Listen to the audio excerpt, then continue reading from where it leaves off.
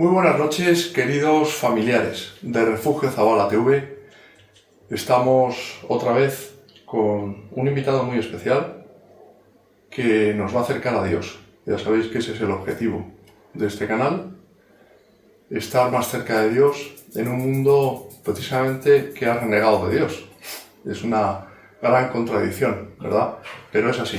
Dios es Cristo, es el Salvador y es el que nos une, ¿no? Nos hermana. Y esta noche nos acompaña un sacerdote de Cristo, un sacerdote ruandés que lleva más de 25 años afincado en España, incardinado en la diócesis de Orihuela, Alicante, llevando 3 parroquias, creo, que se llama el Padre Juan.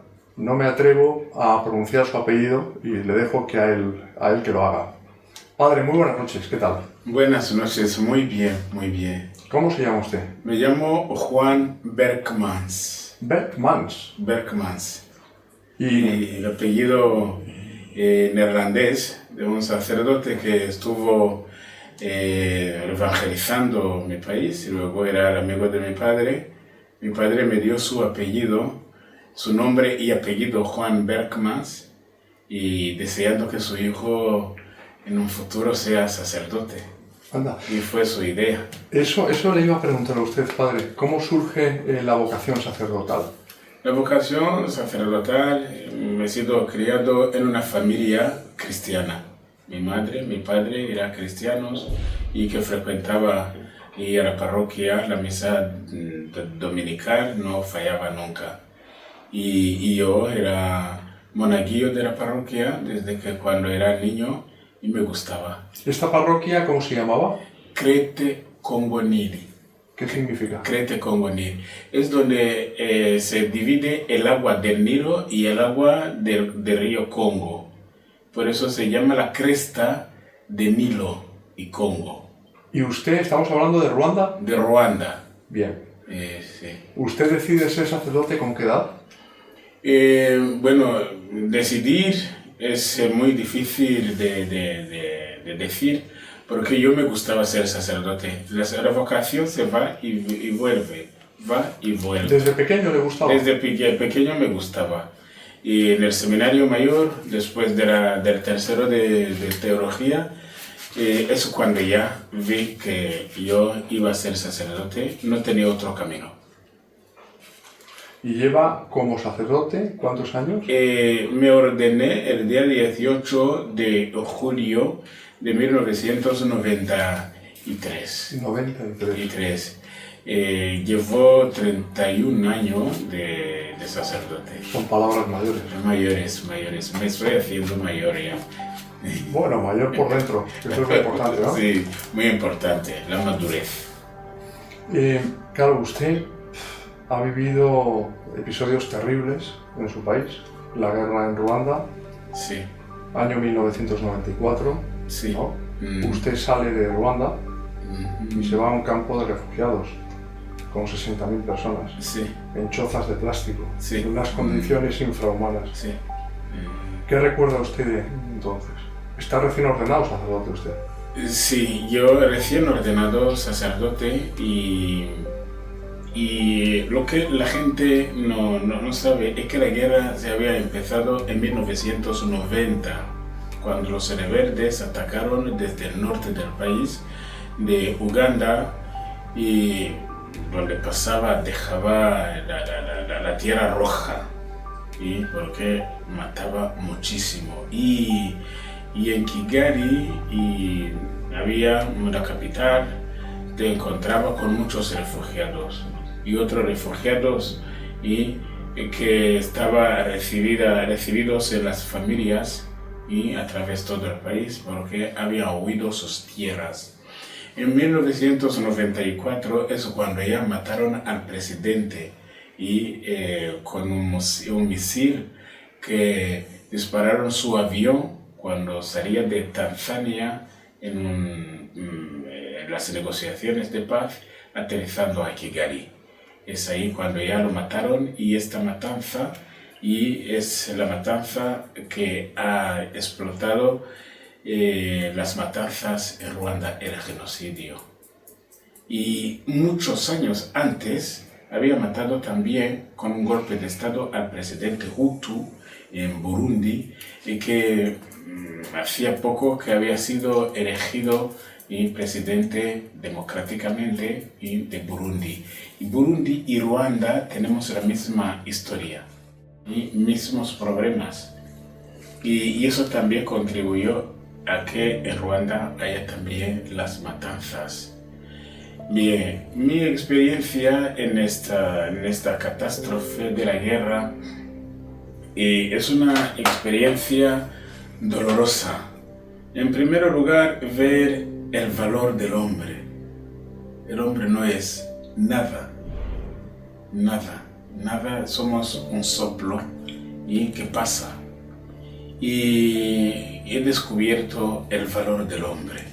El valor del hombre porque en sí mismo no vale nada, pero tiene valor ante Dios.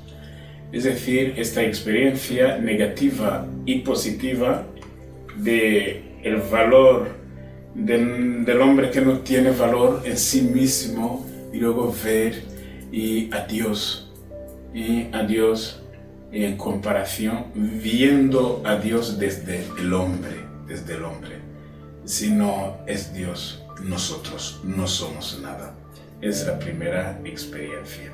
La segunda experiencia que he descubierto en estas guerras, el amor humano.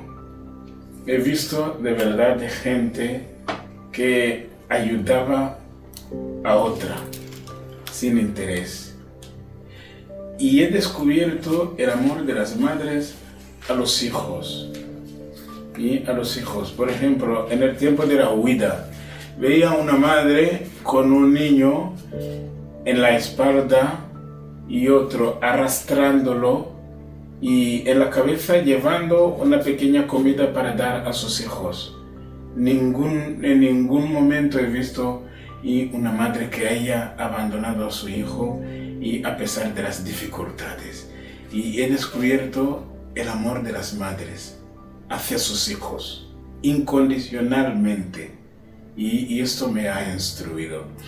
Y también el amor de los maridos a sus mujeres o viceversa. Yo veía a la gente que preguntaba, yo no encuentro a mi marido, no encuentro a mi mujer. Y eso también me ha instruido y ver el amor humano, el amor entre los humanos. Negativamente he descubierto también, ¿cómo diría yo? La animalidad del hombre. El hombre es el lobo para el hombre. El lobo para el hombre, sí. Veía como estos soldados del Frente Patriótico Ruandés, cómo mataba a gente. ¿Usted lo ha visto? Yo lo he visto. Siendo niño, incluso joven. Joven, de 25 años. Me ordené a los 25 años. ¿Ha visto morir a las personas? Sí, he visto a morir personas, porque era un largo viaje. Yo empiezo huyendo desde Ruanda hacia Congo. Eran líneas kilométricas. Hay gente que se enfermaba durante este largo viaje. De malaria, por ejemplo. De malaria o de otras enfermedades que tenían. Y veía a la gente y al lado del camino pensaba que se dormía, y luego ya después veía que se había muerto. Había los heridos de la guerra, que iba también sin ningún medicamento, que había sangrado y luego que se moría de haber hecho un largo viaje, que había perdido casi toda la sangre. Había otras personas que morían de hambre, que no tenía nada de comer. Si no encontraba una persona que te daba una banana, que te daba un trocito de patata, y se moría. He visto el calvario más duro que se pueda ver en el mundo, desde Ruanda hacia Congo. Cuando llegamos en Congo, y intenté en el campo donde vivía organizar a los jóvenes, sobre todo el higiene. higiene. Imagínense donde había 60 personas sin tener los aseos, sin tener agua potable. Y la gente iba a hacer sus necesidades donde podía. El olor, las moscas, y que surboraba a la gente, que se ponía la comida, uno comía y otro comía. Y después de 2 o 3 días empezamos a tener casos de una diarrea, cólera, que ha asolado a la gente, la cólera. Bien, con los jóvenes que había fuertes organizamos los servicios para lavar a la gente, para enterrar a la gente sobre todo, porque cuando la persona muere después de 2 días empieza a descomponerse, y luego el olor, moscas, y luego más enfermedades, y enterrar a los muertos. Y además también a buscar agua potable para los niños y a buscar la comida para los niños. Y luego el problema es cómo dar la comida que íbamos a pedir a los vecinos congoleños y a las madres, a los niños, y dejar la madre que estaba dando leche y dando a mamar a sus hijos. Y son problemas que hemos vivido y que eran problemas muy, muy duros. Estuvo usted viviendo, y los que le acompañaban, miles de personas, en condiciones infrahumanas durante 2 años. 3 años. 3 años. 3 años, 94 hasta principios de 97. Y previamente a esta diáspora, que salen de Ruanda ustedes en esas interminables hileras humanas, previamente usted ha estado pues 4 años en una situación de guerra, viviendo una guerra. Sí, viviendo una guerra, y luego 3 años de los campos de refugiados, y luego 2 años en la selva de Congo. 2 años viviendo en la selva. La selva de Congo, porque los refugiados que estaban en el este de Congo eran más o menos 3 millones, más de 3 millones. Han huido todo el país, todo. Militares, policía, milicianos, y funcionarios, familias, todo. Es un país que se ha desplazado. Y entonces era un peligro por el gobierno de Ruanda, que los norteamericanos acababan de poner en plaza. Y entonces ya dieron la orden de atacar a los campos de refugiados. Y también era una carga para la ONU, que daba, la ACNUR, que daba a comer a estos refugiados, porque dicen que cada día se consumía $1 millón cada día. Y de las ayudas de la ONG que trabajaba en los campos, porque las ONG cobraban, tiene unos salarios muy altos. Todo eso era un gasto. Había que terminar con este problema de refugiados. Y atacaron los campos de refugiados, los bombardearon, y huimos desde los campos de refugiados hasta en el interior de Congo. ¿En la selva? La selva. ¿Y cómo era la vida allí en la selva? La selva, cuando ya huí con un monseñor, un sacerdote que estaba cerca de nuestra parroquia, la parroquia de Murunda, que se llama Jean Nirivamunda. Era un sacerdote muy bien querido, muy respetado, que llevaba en la misma parroquia 32 años. Era un sacerdote mayor de 82 años. Yo me dio lástima de abandonarlo.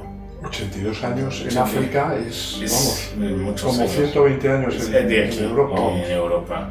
Y fuimos subiendo las montañas, cruzando los ríos de Congo, y una vez donde pasamos la noche, los rebeldes que venían de Ruanda nos atacaron, y luego lo abandoné en la selva, y ya se murió de hambre y lo abandoné. No ha sido enterrado, creo que los animales se lo habrán comido.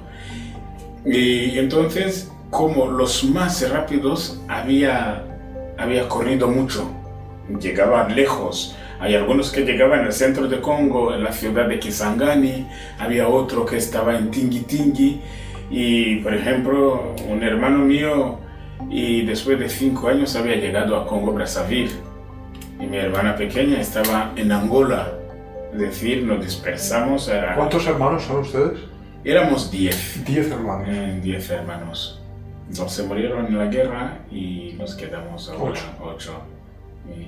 Y entonces ahí con esta guerra y la selva me quedé en la retaguardia, como diríamos, la retaguardia de los rebeldes. Allí vivíamos de lo que pillábamos, salíamos a la selva, íbamos a buscar trabajo de agricultura en los vecinos de la selva.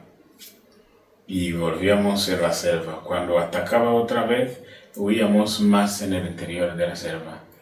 Y 2 años. ¿Usted era sacerdote ya? Era sacerdote. Padre, y usted lo decía hace un momento, usted se dio cuenta que la vida humana no vale nada, pero al mismo tiempo vale mucho. Vale mucho, sí. Es decir, ¿cómo se puede encontrar a Dios en medio del horror? Bien, y descubre que tú no vales nada. Y luego hay otra fuerza que te hace vivir. Al mismo tiempo ve que no eres nada y luego de otra parte ve otra fuerza que te hace vivir. Y esta fuerza yo he descubierto que era Dios. Es la respuesta que le puedo dar. Entre la nada de ti encuentra otra fuerza más fuerte que tú, que es Dios. Es esta explicación. ¿Que da sentido a tu vida? Sí, que da sentido a tu vida. De seguir luchando, de seguir viviendo, queriendo la vida de los demás. Pero hay personas que a lo mejor pueden pensar que Dios es muy malo porque permite que mueran niños, permite las injusticias. ¿Qué les puede decir a estas personas que ven todo con ojos humanos? Sí, y esta crisis viene en vez de cuando. En vez de cuando viene porque yo, una imagen que tengo que se me ha quedado grabada en mi memoria es cuando huíamos en la selva, vi una señora que estaba dando a luz, sola. Es algo que no me había imaginado nunca en mi vida. Chillando, gritando con la sangre. Y luego ya me vi ante esta imagen, no podía hacer nada. Y fui a gritar a otras mujeres que estaban ahí. Ya he visto una señora que está dando a luz. Por favor, ¿podéis ir a ayudarla? Y fueron corriendo, le ayudaron. Y yo dije, Señor, ¿por qué permites eso? Y este niño o una niña que está naciendo en estas condiciones, ¿qué culpa tiene? Y la madre, ¿qué culpa tiene? El Dios que no perdona y a estos débiles, ¿qué tipo de Dios es? Pero después recobré la fuerza y dije, Señor, tú sabrás. Y este misterio del dolor, este misterio de Dios que nos habla en el silencio a través de estos acontecimientos. Y Jesús también en la cruz gritó diciendo, Señor mío, ¿por qué me has abandonado? Y luego recuperó y dijo, que no sea mi voluntad, sino tu voluntad, Señor.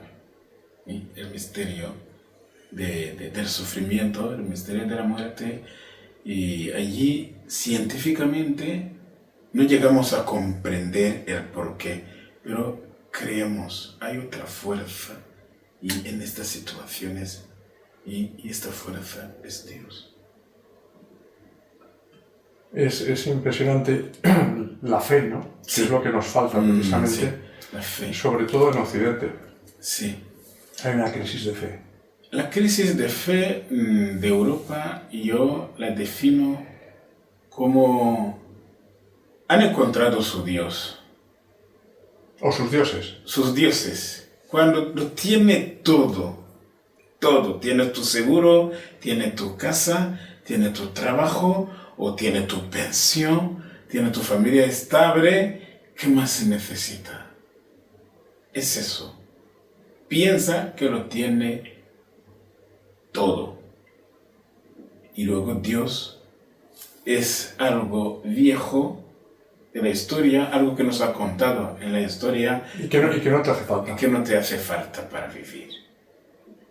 Aunque sí que te hace falta. Aunque sí te hace falta.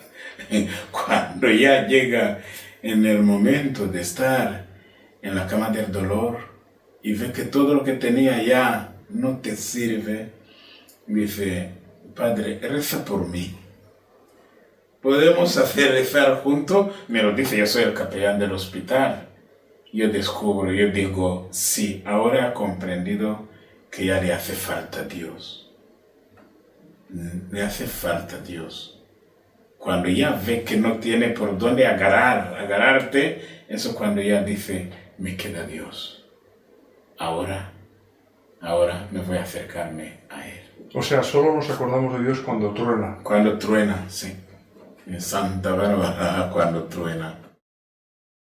Claro, usted ha vivido la pasión de Cristo en África.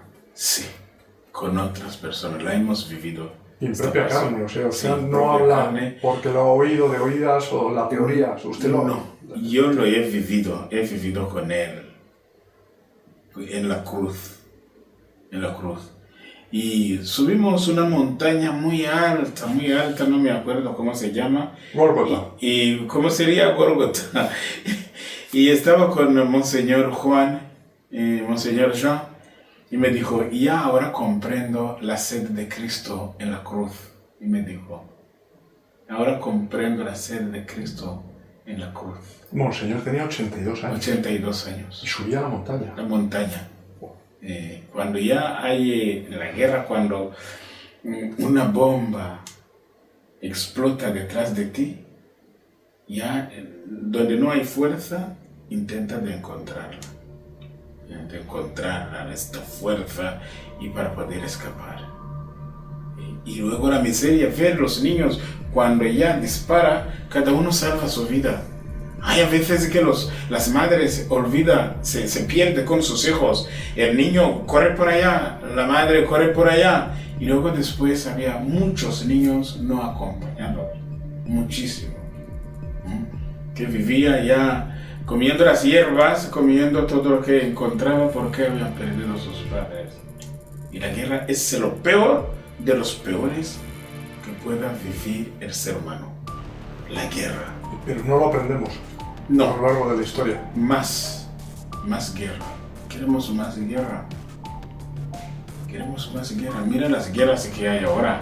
Y mira ahora Rusia con Ucrania. Mira ahora Israel con Hezbollah. Y mira Congo con Ruanda ahora. Y muchas guerras. No aprendamos nada. Desde la historia, es la historia de la humanidad desde el principio de la historia. Sí, siempre ha habido divisiones, enfrentamientos, odios, sí, violencia. Gracias a Dios que aquí en Europa habéis ya terminado este siglo de guerras y ahora que vivís en paz. Usted, padre, después de estar 2 años viviendo en la selva, llega a Nairobi, a Kenia, ¿no? Sí. Y ahí es donde se abre la puerta para venir a España. Sí.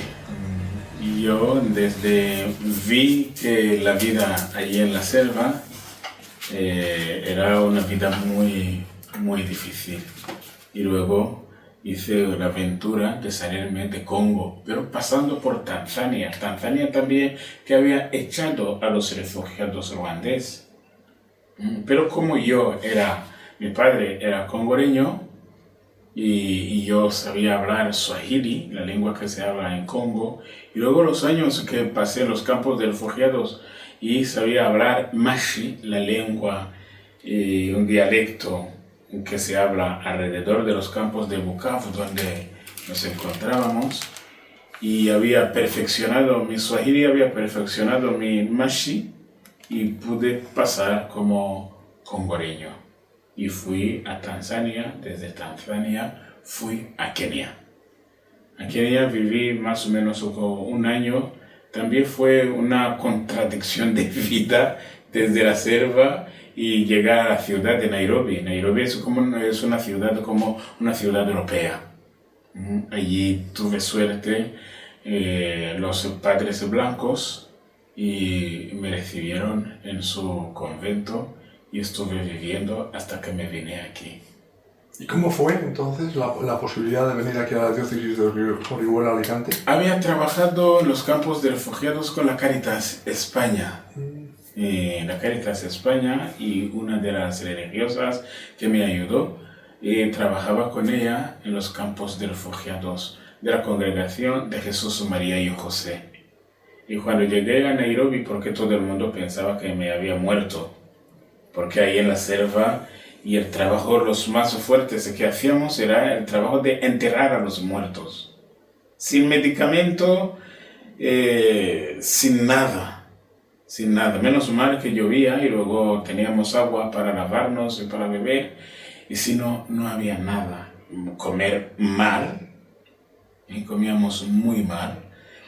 Y bien, llegué a Nairobi y luego se sorprendieron que yo seguía viviendo. ¿Usted no tuvo ninguna enfermedad? Ninguna. Tuve la primera gripe cuando llegué a Nairobi. Eso cuando tuve la gripe. Si no, ahí en la selva no tuve ninguna enfermedad. O sea, el Señor le preservó. De verdad me protegió, porque yo era propenso de malaria, siempre tenía la malaria, pero ahí en la selva nada. Y esta hermana pidió al obispo de Orihuela, Alicante, si quería recibir un sacerdote. ¿Quién era entonces el obispo? Victorio Oliver. Claro, es que hace muchos años, ¿no? Sí, hace muchos años, y está ahora, vive en la casa sacerdotal. Muy mayor. Muy mayor, don Victorio Oliver. Y aceptó, y me mandaron los papeles para pedir el visado en Nairobi. Y tuve el visado, y me vine aquí a España, 3 meses en la casa sacerdotal de Alicante, aprendiendo el español, en la Universidad de Alicante. Después me nombraron como adscrito en una de las parroquias de Benidorm, Nuestra Señora de la Almudena. Y ahí estuve casi 5 años, y después me nombraron como párroco de 2 parroquias de la montaña, y la parroquia San Jaime Apóstol de Relleu, San Jaime Apóstol de Orcheta y capellán del hospital. O sea que los suyos son las montañas. Las montañas, sí. Subir el Gólgota. El Gólgota. En África y en España, ¿no? Sí. Y allí donde nací, en la Crete Zaire. Curioso. Estamos a 2000 metros de altura. Y a Relleu estamos ya a 450 metros de altura. Y bien. Subo, bajo, aún ya Dios me da fuerza para seguir mi labor pastoral. ¡Qué maravilla! ¿Usted descubre la renovación carismática? Sí. Cuéntenos un poco, ¿qué es la renovación carismática? La Iglesia Católica, y tenemos la Santísima Trinidad. Dios Padre, Dios Hijo, Dios Espíritu Santo, en un solo Dios. Pero muchas veces sabemos e invocamos a Dios Hijo, al Señor Jesucristo, y a Dios, que siempre está en nuestra boca. Pero aparte la misa, que la doxología, cuando terminamos las oraciones, eso cuando invocamos el Espíritu Santo. El nuevo carismático, me imagino, el que inventó y que ha iniciado este movimiento dentro de la Iglesia, quería que invocáramos también al Espíritu Santo. La renovación de los carismáticos es como invocar al Espíritu Santo que actúa dentro de la Iglesia y que actúa en los fieles. Y es lo que ya tiene el Espíritu, es como Espíritu de los carismáticos, el Espíritu Santo. No despreciando Dios Padre, Dios Hijo, sino también para que sepamos su papel en nuestra vida cristiana.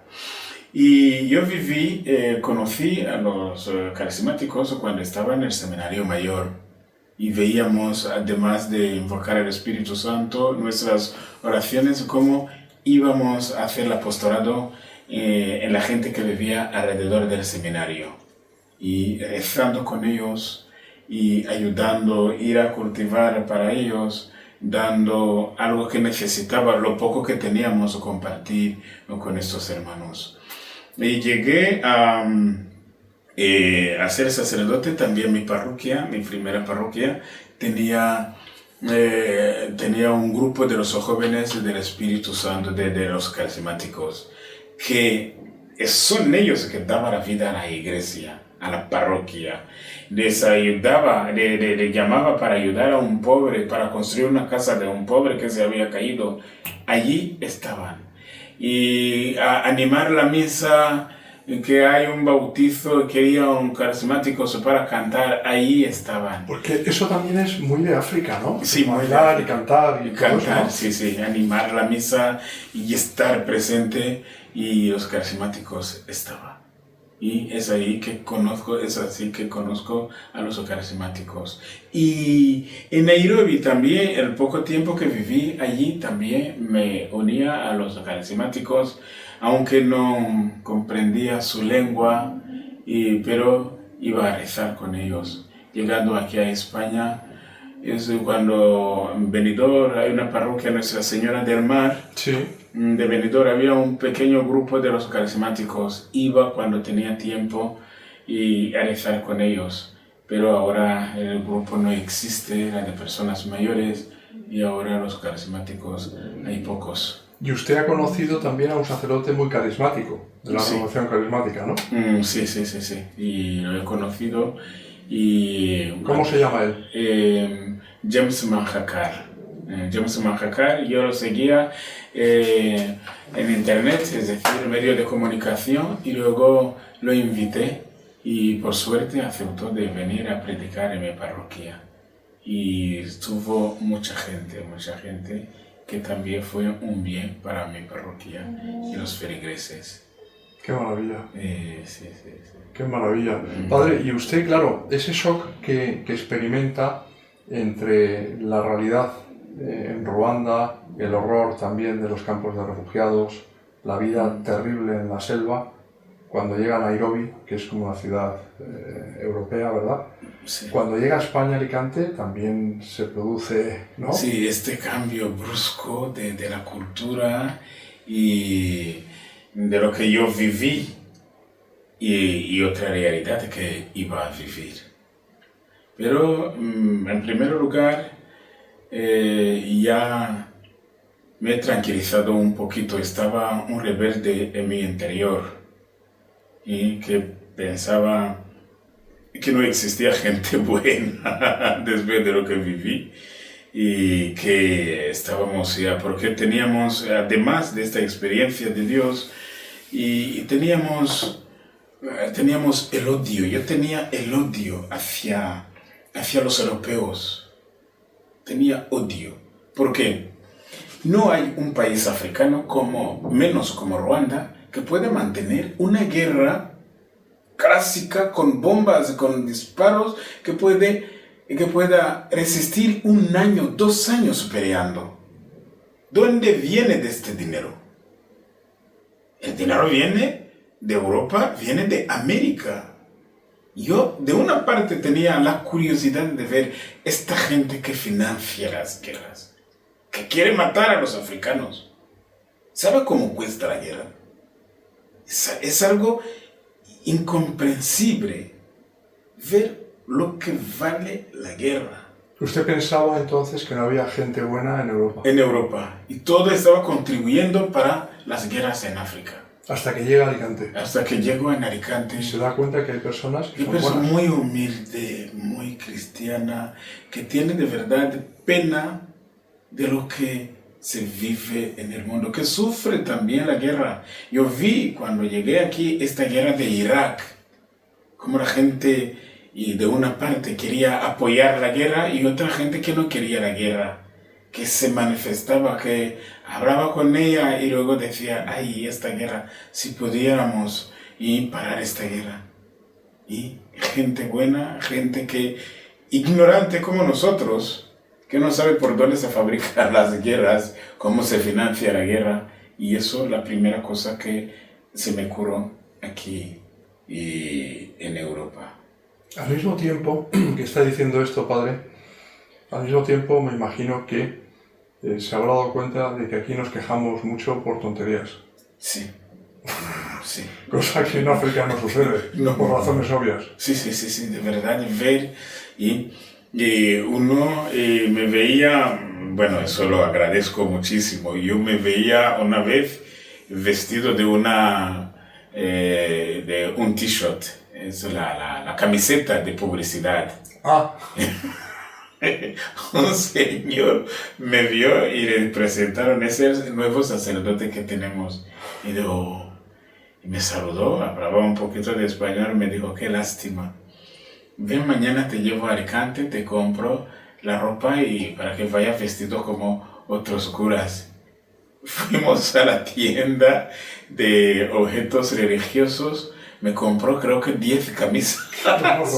Yo estaba asustado, yo digo, no, por favor, no gaste tu dinero.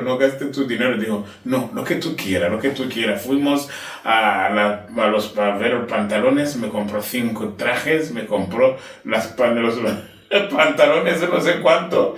Yo estaba muy avergonzado, pero muy contento de decir, y mis camisetas aún la tengo guardada. Eso es una reliquia. Es una reliquia. Y ver que cada vez tengo que poner la camisa, y no poner la camisa 2 veces, guardarla, lavarla, coger la otra camisa. Por ejemplo, uno que tiene una camisa y 2 no se queja, pero uno que tiene 10 y quiere tener 20. Y esta experiencia de la vida. Y el niño va a recogerlo al cole y le lleva un bocadillo desde el cole hasta la casa para que no le pase hambre. Vaya, por favor. Y un bocadillo a mi hijo para que desde el colegio hasta la casa que tenga un bocadillo. Y cosas así. Y me río de mí mismo, pero la realidad. Ver, y desde la casa que hay 100 metros, lo tengo que llevar en coche a mi hijo. Y no puede caminar. 100 metros, 200 metros. ¿Y usted tenía que caminar para ir a su parroquia en Ruanda? Donde hice el colegio íbamos a caminar 2 horas para llegar al colegio. Pero después ya construyeron una escuela cerca de la parroquia. Cerca de mi parroquia no había primaria. Y teníamos un sacerdote que era santo, se llamaba Gervais. Y el otro se llamaba Jean Berkmans. Y fueron como mis santos. Y lucharon para tener una escuela cerca de la casa y cerca de la parroquia. Así evité de hacer 2 horas para llegar al colegio. Y empecé a 6 años corriendo para llegar al colegio. Y aquí a 100 metros tienen que coger el coche. Yo entonces, ya cuando pienso en mi infancia, decía, yo mi padre me hubiera llevado al colegio con un helicóptero.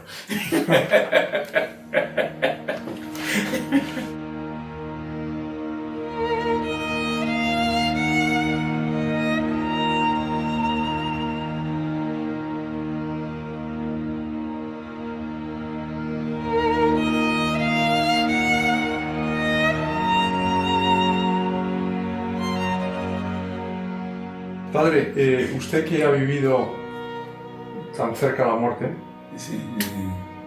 En Occidente especialmente, y entre los cristianos incluso, nadie quiere oír hablar de la muerte, como si eso fuera algo verdaderamente trágico, ¿no? Cuando realmente todos nos vamos a morir cuando Dios quiera, ¿no? Exactamente.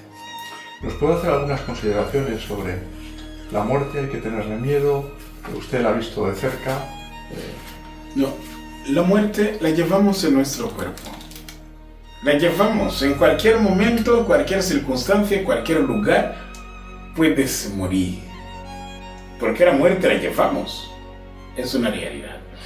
Bien, los africanos están más cerca del amor, es decir, vive la muerte en su cuerpo y en su familia.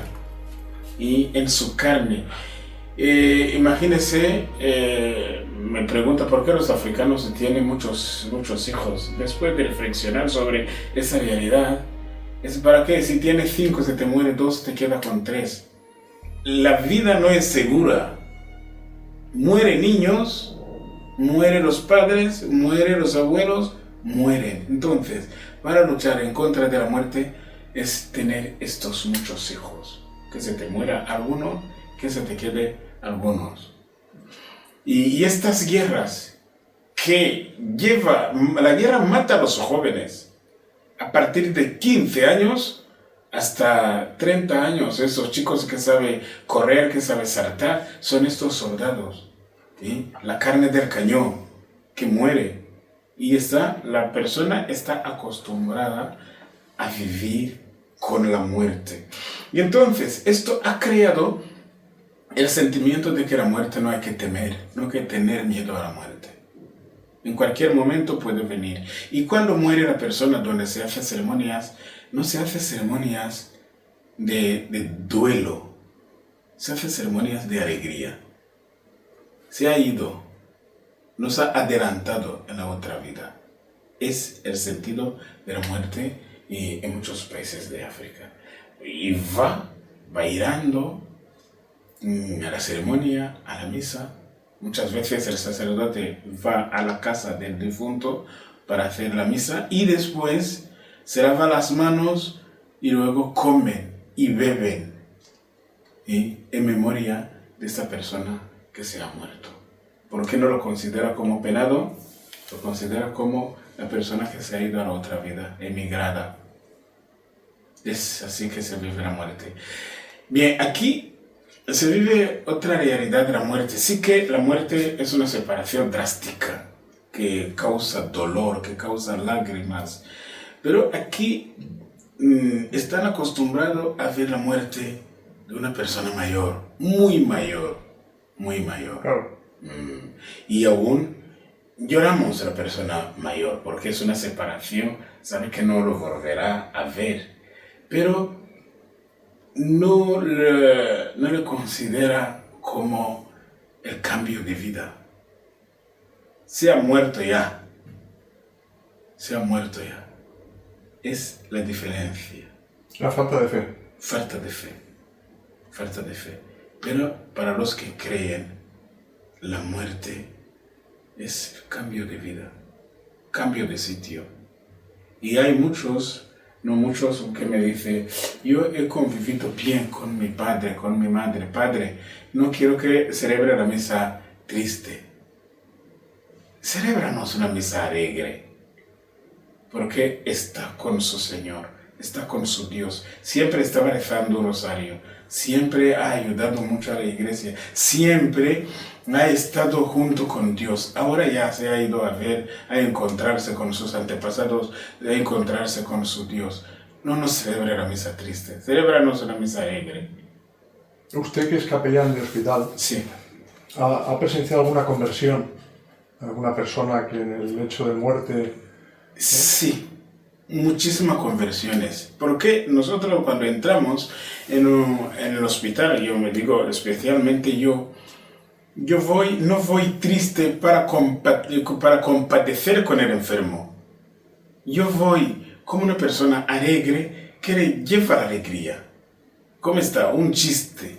¿Cómo va? ¿Te va? Ya tiene el brazo nuevo, ya lo veo en paquete. ¿Qué marca es? ¿Qué marca es tu brazo?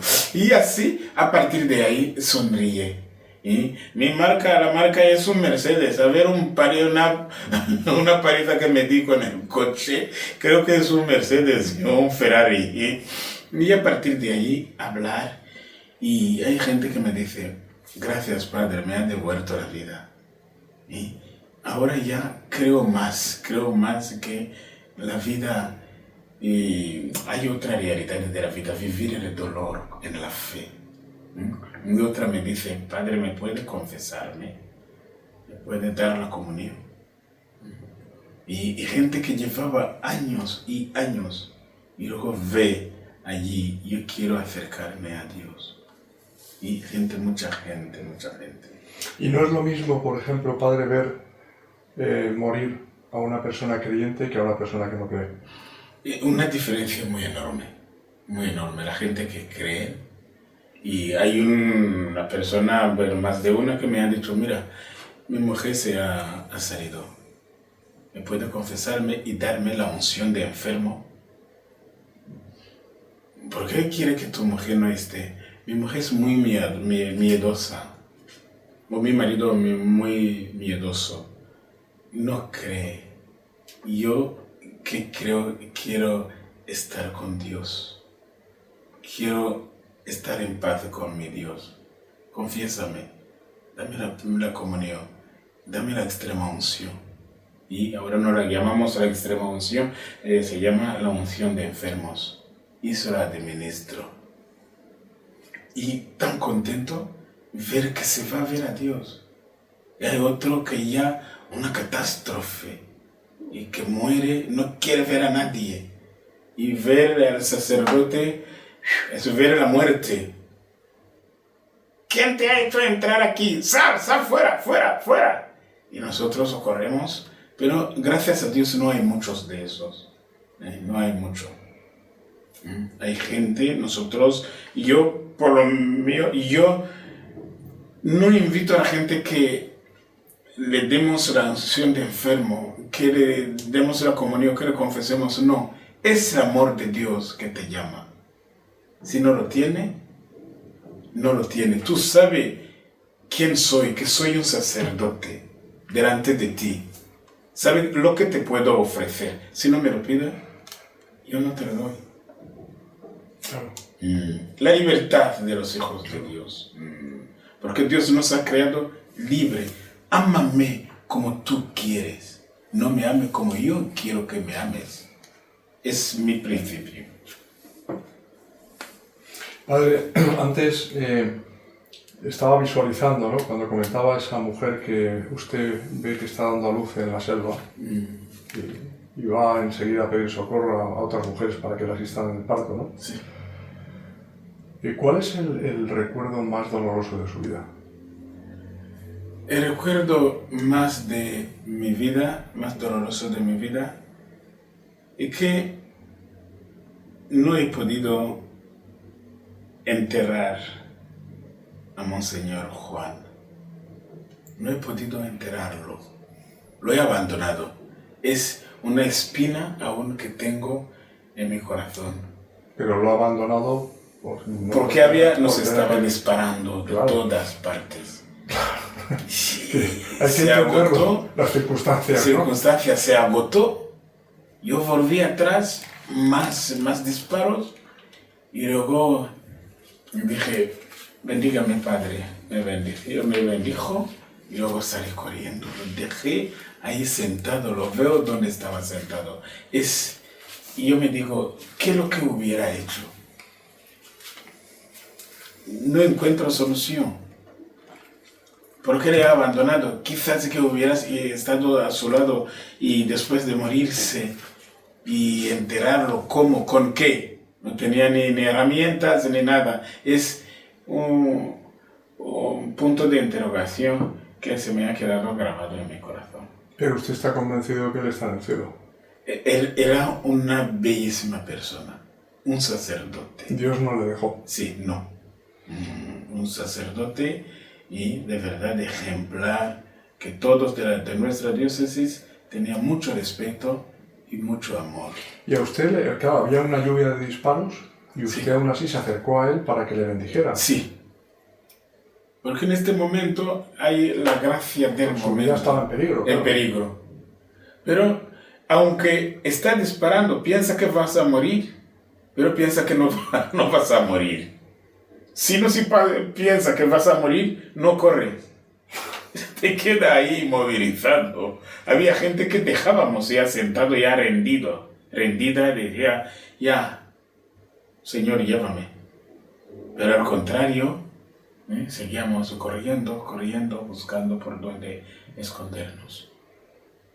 Padre, ¿y el recuerdo más grato, más gratificante de su vida? El recuerdo más gratificante en mi vida, en esta vida de la selva. Y llegué en la ciudad de Bukavu y vi a los religiosos que se llama les Frères de la Charité, los hermanos de la caridad. Como la Madre Teresa de Calcuta, pero en... Sí. Hay las hijas de la caridad. Aquí en España tenemos la congregación, las hijas de la caridad. Y también hay hermanos de la caridad, les Frères de la Charité. Y que no me conocía. Me presenté como sacerdote, vestido como un chico de chabola. Y les dije que era sacerdote. Me recibieron muy bien. Me dieron el dinero necesario para llegar a Tanzania a Kenia. Sin nada, en cambio, sin dudar, sin nada. Me dieron el dinero. Este recuerdo de la caridad, la charité, la caridad. La principal virtud, ¿no? Virtud. Solo viví y en mi sangre. Y el himno a la caridad de San Pablo. De San Pablo. Lo viví. Ver de verdad la persona que te quiere, no te conoce, y contar los billetes de dólares. 1, 2, 3, 4, hasta $2,000. Eso ya es algo que no olvidaré nunca en mi vida. Y luego también... Que fue su pasaporte a la libertad, claro. Sí. Mi pasaporte a la libertad fue algo muy grande. Y luego también, y la fuerza que teníamos con otros chicos que algunos no creían. Y cuando en la selva, cuando le decía, fulano se ha muerto, vamos a enterrarlo. Inmediatamente íbamos a enterrar. Luego la gente nos llamaba y teníamos algo como una asociación. Y para enterar a la gente, para buscar y medicamentos que inventábamos y hierbas y dábamos a la gente para curar las heridas. Imagínense que yo he suturado la persona que había disparado con los hilos de la ropa. Y luego ya la herida iba cerrándose. Son milagros que hacíamos allí en la selva. ¿Y dónde sacábamos la fuerza? No lo sé, pero creo que firmemente que era Dios, que ayudaba a los pobres a través de otros pobres. Es mi fe, mi convicción. Caramba, padre, menudo, como se dice aquí en Europa, menudo máster de vida. El máster de vida. La verdad que es increíble, ¿no? Es un gran misterio, lo que usted decía antes. Sí, es un gran misterio. ¿Por qué unos tanto y otros tampoco? Tampoco. Y luego vive alegre. Que eso es la clave. La clave. Que lo material no da la felicidad. No, en absoluto. La gente que tiene mucho, pero que son pobres. La gente que tiene nada, que son de verdad pobres, pero contentos. Es el misterio. Y llegando aquí, he creado una asociación que se llama Rafiki África. Y tuve la gente de mi ¿Perdón, zona. ¿Qué significa esa asociación? Amigo de África. En Swahili se llama Rafiki. Amigo de África. Amigo de África. Y tuve buena gente en mi zona que me ha ayudado, porque la mayoría de mi familia de Congo, de Ruanda, se ha huido y vive en Uganda. Y me ayudaron y construimos una escuela.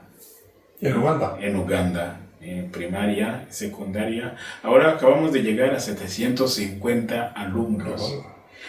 Y los voluntarios que van allí y los amigos que visitan esta obra, y les sorprende la alegría de los niños, la alegría de la gente, y que no tienen nada, pero que son muy alegres con lo poco que los damos.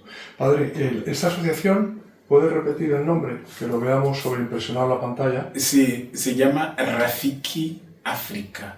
Rafiki como K de kilo. ¿Y cómo se puede colaborar ahí? Y se colabora haciéndose socio. ¿Pero hay alguna dirección? O... Sí, todo está en nuestra web. ¿Cuál es la web? La web rafikiafrica.org. Y luego hay... África con K. Con K. Con K de kilo. rafikiafrica.org. Con un poco les damos mucho. Ahí se pueden hacer los donativos. Los donativos. ¿Habrá alguna cuenta corriente donde se pueda...? Sí, todo está y colaborar, una colaboración. Para que todos los que nos están viendo puedan también poner su granito de arena. Para que esa escuela de 750 niños pueda tener 2.000. Y sí, 2.000, exactamente. Por los que ellos quieran. Allí fuimos en un lugar muy lejano de las ciudades y en un lugar que ahora no tenemos electricidad, no tenemos agua, pero la gente y todos los niños están acudiendo a nuestra escuela. Y hay muchos desplazados que vienen de Ruanda, de Burundi, de Congo y de Sudán. Tenemos 2. Es decir, allí Uganda se ha convertido en una tierra de los refugiados. Porque allí, gracias a Dios, lleva años en guerra y allí hay muchos refugiados y hemos contribuido para aliviar el dolor de los refugiados y también de la gente que recibe a estos refugiados, dándoles un campo para cultivar, dándoles una casa y cosas así. Es así, y esta caridad, la caridad que he recibido, he intentado de materializar en esta obra. Padre, la verdad que yo creo que hemos llegado al final de esta conversación. Que, bueno, yo me he quedado verdaderamente, a mí me ha servido muchísimo. Muchas gracias. Mientras lo escuchaba, estaba relatando, ¿no?, su odisea en África, pues entre otras cosas para no quejarme. Sí. Que me quejo mucho. Contento de lo que uno tiene. Es la bendición de Dios con lo que tiene. Me gustaría que nos diera a todos una bendición, a todos los que estamos ahora mismo participando en este programa. Piense que hay personas de Hispanoamérica, de prácticamente toda Hispanoamérica, de Italia, de Alemania, de Francia, de Canadá, de Australia. Es decir, denos una bendición y díganos unas últimas palabras, las que usted considere pertinentes, Padre. Sí, mis últimas palabras con este programa que tan lindo que me habéis brindado. Y quiero invitar a gente a amar a Dios. Amar a Dios sobre todas las cosas, todo lo que puedan hacer, todo lo que son. Amar a Dios. Porque atarse a los bienes temporales no nos sirve de nada. Y nos sirve, Dios te ha dado para dar. No te ha dado para agarrar. Mira a tu alrededor. Mira a los pobres. Mira a la gente necesitada. Todo y ama a Dios dando lo que tiene a los demás. Y este amor, porque al atardecer de la vida no se juzgará con amor, como decía San Francisco de Asís. Al atardecer de la vida no se juzgará y con amor, el amor que le tenemos, el amor que hemos tenido a los demás. Bien, es eso, y porque hay una excesiva atadura a las cosas, a nuestro bienestar, y luego estamos abandonando a Dios que nos ha dado todo. Bien, pido la bendición a todos que intentan a vivir este amor con sus fuerzas, con sus debilidades, con sus fracasos, con sus éxitos.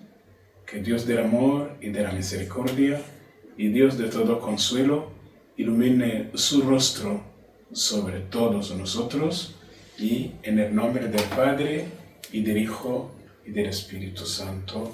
Amén. Amén. Muy bien, Padre. Y a vosotros, queridos hermanos de Refugio Zabala TV, nos vemos el próximo jueves a las 10:30 de la noche. Tenemos otra cita con Dios, que tanta falta nos hace. Que Él os bendiga a todos.